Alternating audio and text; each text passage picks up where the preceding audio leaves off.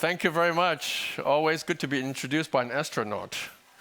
Gives me some special status here. Thank you, thank you. Great, all right. So today I'm going to talk about this new protocol that we just designed in the past few months and currently building right now. So Bitcoin staking. All right, so let's first understand what's the problem we're trying to address here. So, okay, the problem we're trying to address is the proof of stake security. By definition, proof of stake means that the security is staked, protected by capital, and therefore capital intensive. So right now, many of these chains are paying pretty high reward for staking, ranging from 5% on Ethereum to 20, 40% on a Cosmos chain. So this is very expensive. And right now, this cost is paid by basically inflation of the coin. So inflation is not good. You don't want to inflate the coin until it's necessary. There's also a pretty big competition between the utility of the coin and the security. And so we would like to reduce this tension and reduce the cost of capital in general. Okay, so that's the problem we're trying to solve. And the way we try to solve this problem is to recognize that outside this proof of stake world, there is another world in the crypto land, which is basically Bitcoin. So proof of stake has slightly less than 50% of the market cap. Bitcoin has slightly more than 50% of the market cap.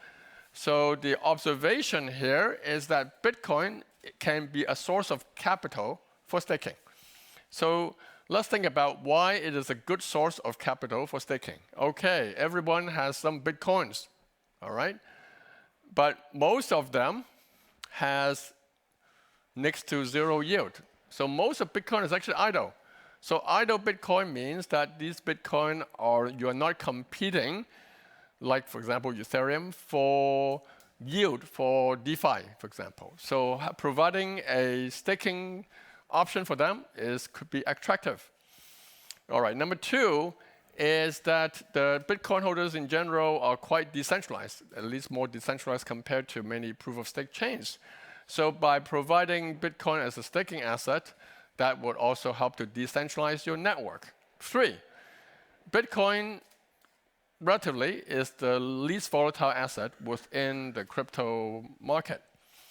And we've done some study on that. The volatility of Bitcoin is less than half of many assets. So if you combine the three together, you can think of Bitcoin is actually a pretty excellent staking asset. So our idea was to use this Bitcoin asset, 600 billion worth of staking asset, potentially, to secure all the proof-of-stake chains in the world. Okay, so all right, let's think about this a little bit more, right? Let's step back and think about this. So from Bitcoin, you provide security to proof-of-stake chain. In return, Bitcoin holders can get yield from these chains. Now, these chains are already providing yield, but they're providing very high yield to attract native token. To have a large supply of Bitcoin and a relatively stable market value is a good source of capital for these chains. So that is the assumption, that is the problem we're trying to solve. Okay, all right, so why is this not a trivial problem? So far, this is the setup of the problem. Our goal is to use Bitcoin to secure proof-of-stake chain. So what do we call this concept? So we are, in some sense, inventing a new concept here. And this new concept we called Bitcoin staking. Okay? So if you look at this concept, it's kind of a weird concept, weird name, right? Because Bitcoin, everyone associates with proof of work. Staking, of course, is a natural key concept in proof of stake. How can we put these two words together? It doesn't make sense, right? But actually, it does make sense because Bitcoin, although is a proof of work chain, it is still an asset. It is still an asset. It's still a crypto asset. And we're saying we're using this very secure crypto asset, secure by proof of work, to secure proof of stake chain or to add security to proof of stake chain. So Bitcoin staking. Okay? So anyone have any question about this concept? All right. Okay. Man, I do sound like a professor or something like that. It's like habit. It's hard to break habit. Oh, there's a question. All right, thank you very much. Thank you very much. Okay. So what's the difference of using a Bitcoin to secure a network compared to using any USDC, USDT? If it's not related to native staking at all, it's just a money bond for you to not make mistakes. Yeah. But of course, it's a collateral, right? Yeah, I think what I'm trying to say is, sorry. Yes, maybe someone else can come up with that idea. Yeah, That's what I'm right. trying to say but is, our idea is focused on Bitcoin. Yeah, that's fine. I'm just saying it's a POW coin, right? So if you use that to provide security to a POS chain, Yes. Then it's the same as any other asset to secure those POS chain. It's a crypto asset, though. Yeah, I think. But it's also an asset in which a lot of people want to hold. That's true. Right? So what we're saying is this, right? One way of thinking about this is this. Suppose you are a person, and your choice is the following, okay? You want to buy some altcoin and earn altcoin yield, okay? Or this is now giving you an option. You can buy Bitcoin and get altcoin yield, okay? So that's a pretty, I think, interesting concept, right? Because then you can reduce the volatility of your principal, but still get some upside on the yield. Okay, so that's the setup. Good, thank you very much. Yeah, any more questions? Okay, good. I just want to add, actually, the USDC is permissioned, so I don't think it may work well, but if there is a permissionless asset, sure, I'm pretty sure it would work. You're right, yes. Yeah, good, thank you. See, the trick of a good professor is to get the student to answer each other questions, that's the challenge, yeah. Okay, thank you. All right, okay. So now we shift a little bit more to the technology, right? So there's a problem we're trying to solve. So why is this problem challenging? Well, it is basically a two-sided market, right? We have Bitcoin holders on the left-hand side and proof-of-stake chains on the right-hand side. So on the left-hand side, we want to make sure that this is a very secure experience for them. Because Bitcoin holders are very conservative. They don't want to lose the Bitcoin. So this protocol should protect the BTC stakers, holders, very strongly. Okay? On the other hand, for the proof-of-stake chain, they want to get security from the Bitcoin. In particular, they want it to be a true security so that in case there's anything bad happens, then they can slash the Bitcoin stakers, okay? So the slashing, therefore, has to be very sharp. It is only under bad behavior of the validator will that slashing occur, and not under any other circumstances. Okay, all right, so this is the problem that we solved. So we came up with a protocol, a Bitcoin staking protocol, which essentially solves this dual objective of protecting both sides of the market. All right, so now the biggest challenge actually to achieve this is the fact that Bitcoin doesn't have a smart contract, okay? So I'll come back to this point a little bit later. But the constraint is that there are no smart contract in Bitcoin, okay? Now, what we can achieve is full security, so full slashing. So in other words, validators do bad things, we can slash the Bitcoin. And number two is we can do trustless staking, which means that there is no bridging of the Bitcoin from the Bitcoin chain to the proof-of-stake chain through custodial or otherwise, okay? Through a centralized custodial or otherwise. Okay, so let's think about these two objectives, these two properties that we achieve. The first one is to provide full security to Bitcoin chain, right? That's the right side of the market. The second one is to provide full protection to the Bitcoin holders. That's the second one. Now, if you relax one of them, for example, if you bridge the Bitcoin from the Bitcoin chain to the proof-of-stake chain through some wrap asset like wrap BTC, then it's quite easy to achieve full security because now your token is as though it's sitting on the proof-of-stake chain. You have smart contract proof-of-stake chain. You can do all the slashing you want, okay? Now, however, we don't want to bridge so the Bitcoin stays on the Bitcoin chain, but we don't have a smart contract on Bitcoin chain to do the slashing. So thereby, that's the challenge of the problem. And in fact, that is kind of cutting to the heart of why so many Bitcoins are idle. so many Bitcoins are idle? Precisely because there is no smart contract, no intelligence on the smart chain. So it's very hard to securely bridge the money away and get it back, okay? All right, so what we're saying is that for this particular use case of providing security, very important use case, I think, there's no bridging needed. Okay, so how do we do this? So let's run through experience from a staker. So Alice has 1 Bitcoin. What Alice do is it signs a contract, a staking contract on the Bitcoin chain. Bitcoin doesn't have smart contract, but it does have a scripting language which allows you to write some very simple contract. So in this simple contract, there are 2 possible ways of spending this Bitcoin. Either Alice can withdraw this Bitcoin and claim back the Bitcoin in, say, 3 days, okay? This is a standard unbonding with some delay, okay? Second, Alice will burn the BTC into a burn address, okay? So these are the only 2 ways of spending this Bitcoin, both of which are controlled by Alice. So this is a self-custodial contract, no third party. Yeah? Why would Alice use the second? Exactly. Why would Alice burn his own money, right? Her own money. That doesn't make sense at all. This option is needed, though, because we needed to have an option of slashing Alice. This is what the second option is. So But why would Alice call the slashing herself? Yeah, so wait 1 minute. All right, good question, though. All right, so Alice, after signing this contract, can now validate a proof-of-stake chain, okay? So Alice, to tie the 2 systems together, Alice will use the same key that controls the address, that controls the BTC address, to sign blocks on the proof-of-stake chain, okay? I'll tell you a little bit more about how the signing is done, but right now we're using the same key. And so in the happy path, Alice will be behaving honestly, and will continue validating blocks on the proof-of-stake chain, and the money will stay on the Bitcoin chain until Alice wants to resign or wants to withdraw the money. And after a few days, Alice will claim back the stake and obtain the reward. Good. This is a happy path. Now, in the unhappy path, okay, Alice will turn evil and now tries to do something bad on the proof-of-stake chain. The worst thing you can do on proof-of-stake chain is to create a fork on the proof-of-stake chain. Okay? Now, this is a slashable offense, creating a fork. In fact, it's one of the very few slashable offense to protect the safety of the chain. So what we can do using cryptography is that using a special modification of Alice's signature, what we can do is to force Alice's private key, to be leaked.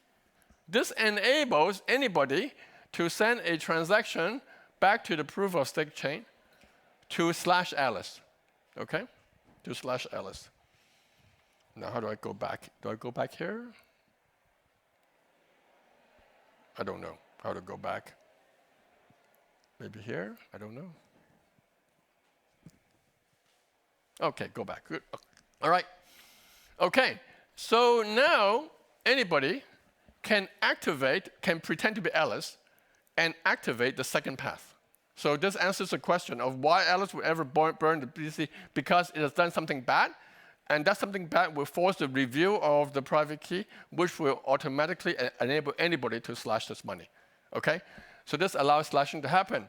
Very good. So that's basically the key design. We have some extra additional complexity of this protocol. For example, we would like to allow a fast unbonding of the stake BTC to ensure that the Bitcoin holders can maintain high liquidity. This is achieved by providing some kind of synchronization between the Bitcoin chain and a proof-of-stake chain like Cosmos like Osmosis in this example. So we need some cross-chain synchronization.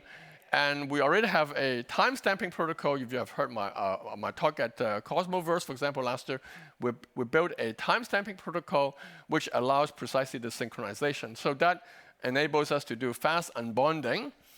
And more importantly, in the context of this summit, we're in a modular summit, okay? So someone asked me what the hell your talk has to do with modularity. And then very quickly I have to think about something. It turns out that actually, our protocol is very modular. So our vision, right, in the first slide, is to be able to provide Bitcoin security through Bitcoin staking to as many proof-of-stake chains in the world, okay? So if our protocol has to adapt to change everybody's proof of stake protocol, forget it.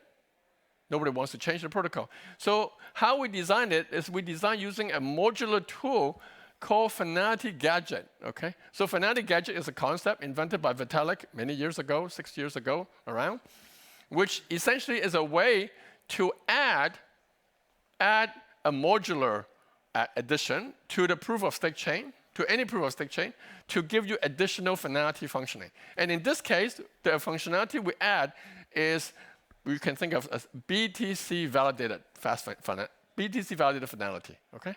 So because the revealing of the private key requires some special signature, that's why we have to add this finality gadget, because the original protocol would not be using the signature. In fact, it could be using another signature like ED1441519, something like that.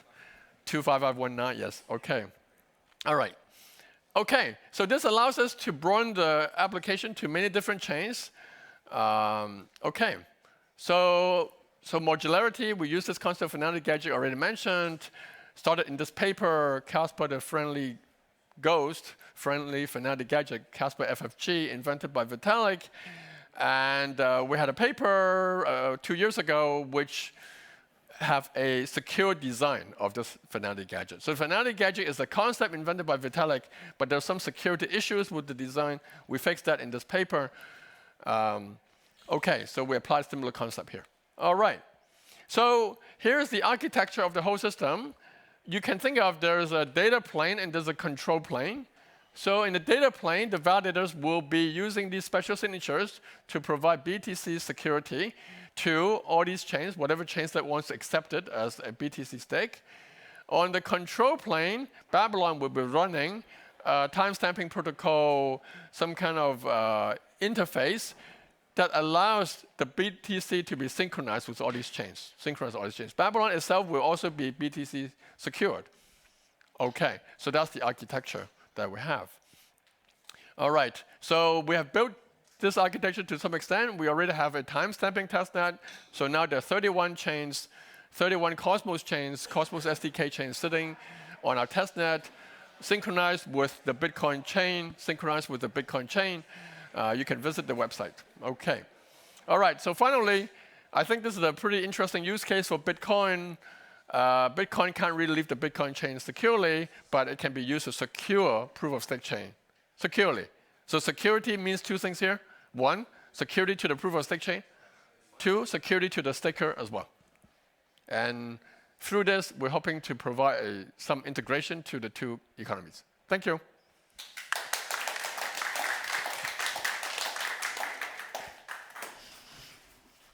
Yeah. Next steps with this 41 chains right now, create a testnet.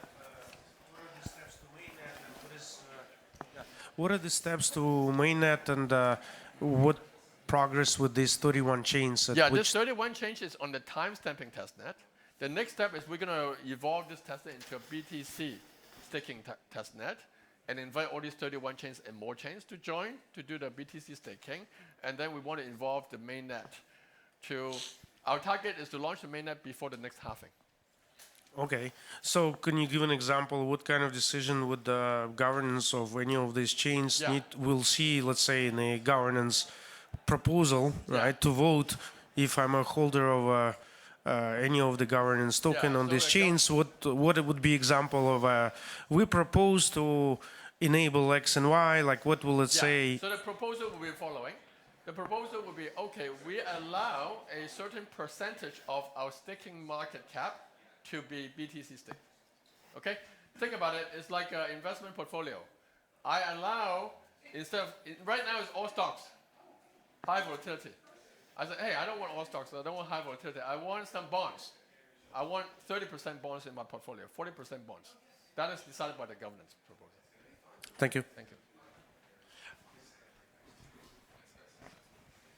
Well, then another question. What are the main challenges that are yet to be resolved for this to go live on mainnet and actually be usable by some of these consumer chains? Yeah, the challenges will be it's a two-sided market. So the challenge will be to bring two sides onto the table. We have to get some some BTC holders to stake, and some chains to accept the staking through the governance proposal. And how would the other side, the consumer side, interact with the protocol? Let's say Now we're talking about implementation Right. question. So they would, for example, if it's a Cosmo chain, it would be Tenement consensus. We would add this finality gadget on top of Tenement, and this would be a software upgrade. So this will also be a software governance proposal change. And it will this finality gadget. What would it do? It would sign an extra. So Tenement blocks is finalized, okay, through Tenement, and then after it's finalized, then we will sign an extra round of signatures to do a BTC finalization of the block. Mm-hmm. And these signatures will be the special signatures for which, if you double sign, the private key will be leaked. And Tenement signatures do not have this property. And how will this then get to that point of a private key of Alice being leaked? Like, what will actually trigger the transaction? Where does the Alice's private key stored? The private key is not stored anywhere. But just from the signatures on the two blocks that you double signing, we can extract, anyone who observes these two signatures will be able to extract the private key. I see. Let's have that be the final question. You guys could do further Q&A Thank you. Thank you. back there. Thank you, David, for Thank you. your excellent talk. Thank you. It was Thank a great you. talk.